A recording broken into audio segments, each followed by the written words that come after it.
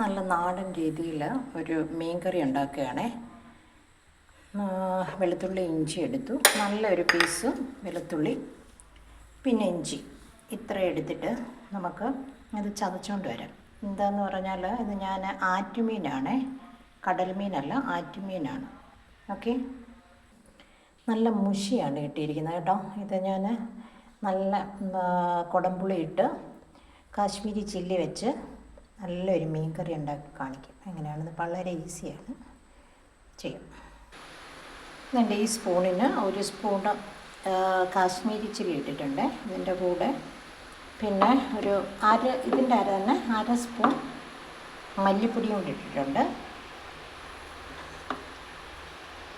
പിന്നെ ഇതിനകത്ത് ഒരു ചെറിയ ഒരു സ്പൂൺ മഞ്ഞൾപ്പൊടി ഒരു ഇതിനൊരു 1/4 സ്പൂൺ മഞ്ഞൾപ്പൊടിയും കൂടി ഇട്ടിട്ടുണ്ട്. എന്നിട്ട് നമുക്കിത് ഒന്ന് ഇച്ചിരി വെള്ളം ഒഴിച്ചൊന്ന് മിക്സ് ചെയ്തിട്ട് നമുക്കിടാം. ഓക്കെ, ഇതിനകത്തേക്ക് കുറച്ച് വെളിച്ചെണ്ണ ഒഴിച്ചു കൊടുക്കാമേ.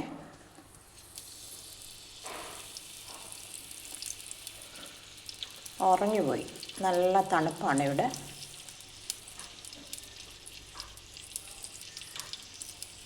ഇതിലേക്ക് കുറച്ച് കടുക് ഇട്ട് കൊടുക്കാം,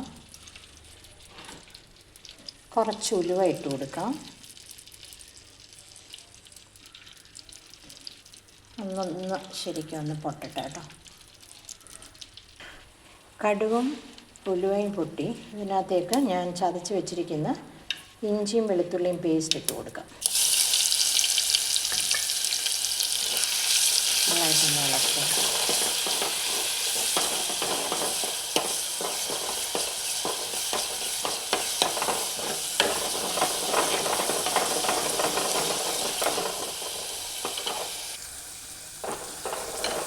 നല്ലതായിട്ടൊന്ന് നോക്കട്ടെ.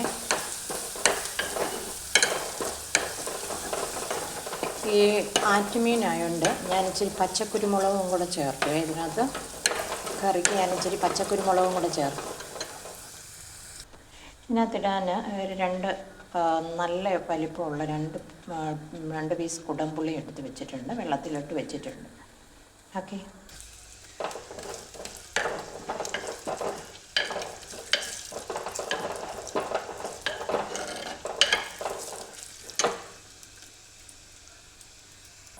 ഇതിലേക്ക് ഞാൻ ഈ വെള്ളവും കൂടെ ചേർത്ത് എടുത്ത് വെച്ചിരിക്കുന്ന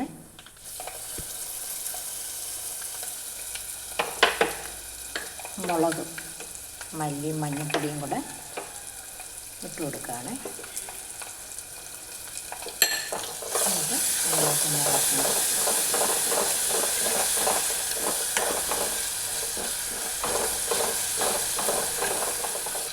ഇതിലേക്ക് ഞാൻ കുറച്ച് പച്ചക്കുരുമുളക് ചതച്ച് വെള്ളമായിട്ട് ഞാൻ ഒഴിക്കുകയാണ്. എനിക്ക് ആട്ടുമീനായതുകൊണ്ട് അതിൻ്റെ ആ ഒരു ടേസ്റ്റ് ഇതല്ല, അന്നേരം കുരുമുളകും ഇടുമ്പോൾ അതിൻ്റെ ആ ഒരു നല്ല ടേസ്റ്റായിട്ട് വരും. കുറച്ചുകൂടെ വെള്ളമൊക്കെ എണ്ണ തെളിഞ്ഞ് വരട്ടെ. എണ്ണ തെളിഞ്ഞ് വന്ന് അതിനകത്തേക്ക് കുറച്ച് വെള്ളം ഒഴിച്ച് കൊടുക്കാം.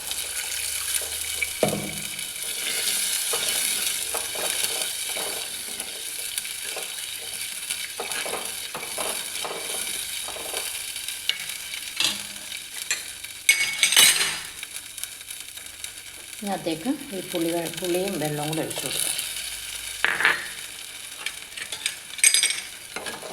നല്ലതായിട്ട് തിളക്കട്ടെ. ഇതിലേക്ക് കരിവേപ്പിലയും കൂടി ഇട്ട് കൊടുക്കാം. ഇത് തിളച്ചതിന് ശേഷം നമുക്ക് മീൻ പറക്കിയിട്ട് കൊടുക്കാമേ. ഒരു കാര്യം ഇടാൻ മറന്നുപോയി, ഉപ്പിടണേ. ഉപ്പിട്ടിട്ട് നമുക്കതൊന്ന് ഇളക്കാം.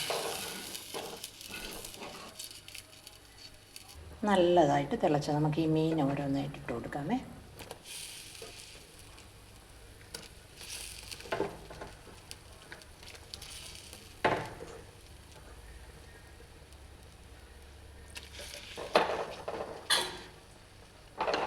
ഇളക്കി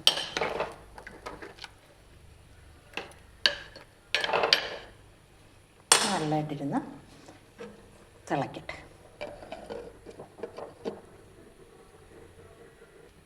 ശരിക്കും പറഞ്ഞാൽ ഇത് സിമ്മിൽ കിടന്ന് നല്ലതായിട്ട് വേവണം കേട്ടോ. ഇതിൻ്റെ കൂടെ തന്നെ ഒരു കോവയ്ക്ക മെഴുക്കുവരട്ടി ഉണ്ടാക്കുകയാണ്.